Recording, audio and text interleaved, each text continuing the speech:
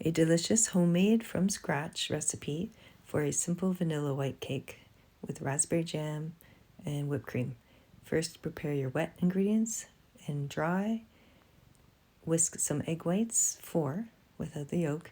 Then get ready to, with a paddle, mix your butter and sugar and have your greased pans ready, greased and floured.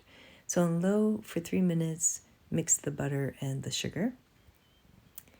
And then once it's incorporated well, go a bit higher. Then you're also going to add in your egg whites once that's well incorporated. Add half of the dry ingredients, which is just flour, baking soda, and baking powder. And it's got to be cake flour so that it's going to not be too firm. So you'll mix that lightly. Stop just before it's nearly fully incorporated, again on low. Then you'll add half the wet ingredients, and same. You're just going to go low until you see that it's just barely incorporated. Then you'll pause and add the last of the dry and repeat, not overbeating it for too long. And then you'll pause and add the last second half of the wet, which is just milk and sour cream actually in the wet. At the end, you'll see the ingredient list. I did get this recipe from Pinterest for the white cake.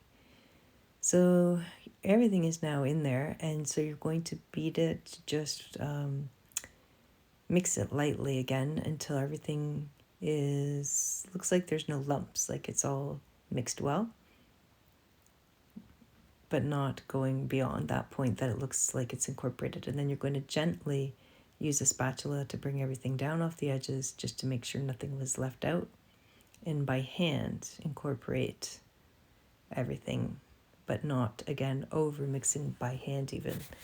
Again, this is to make sure that your dough turns out nice and fluffy and ends up not cooking too firm, turning into a hard cake.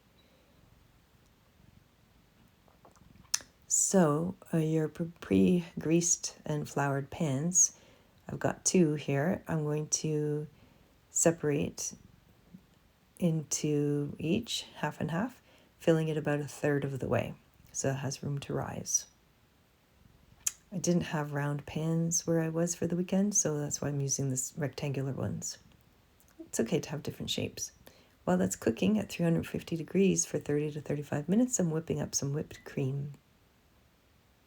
All I put in there is white sugar and some vanilla. Use a toothpick. Test if it comes out clean, it's ready. Notice the edges are a bit browned. Probably, I think 30 minutes would have been better, not 35.